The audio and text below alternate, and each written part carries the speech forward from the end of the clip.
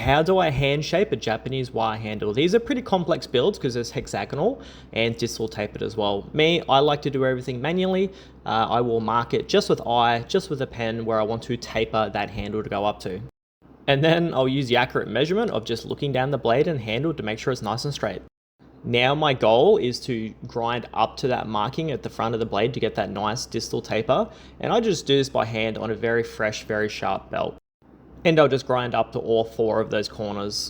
I have to be super careful as this is an extremely fresh belt. As you can see, I'm applying a lot of pressure, which means if I slip, I can do a lot of damage, and also I can actually lose too much material. So there's not really much wiggle room to mess this up. Now that I've ground up to the front, I'm happy. I will flip it around because the end is a bit too fat, and it's good that I flip it around because I need to make sure that the whole thing is distal tapered and flat. So sometimes if you go from the top, the back will have a slight little curve to it. So this is just allow me to make sure the whole handle is flat through the whole blade. Now that I'm happy with the distal taper, I will put the hexagonals in, and I just do the same thing here, guys. I do one from the top and then I flip it around and do the same thing. And I want to make sure these are as accurate as possible.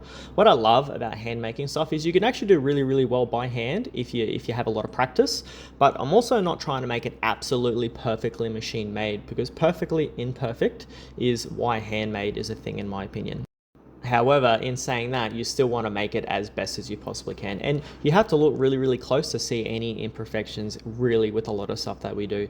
There is nothing better than having something that is actually handmade by an actual craftsman and not coming from a machine. I do this in about 3 minutes total, guys. I do edit the video a little bit to make it a little bit quicker for you guys, but as I visually inspect the whole thing, I'll go through and just make sure I'm really happy with it before I'll finish. But we don't want to take off too much material because we can't put material back. And that's it, guys. That's how a real craftsman handcrafts their items. They don't rely on machines. But that's my personal preference, but there's nothing wrong if you use assistants when you do these either if you're a maker. Me, however, I love the challenge of doing it by hand and making it as best as I possibly can. These wire handles come up amazing. The balance on the knife's great. I can't wait to polish this handle up, and it's really, really well balanced as well. What do you guys reckon?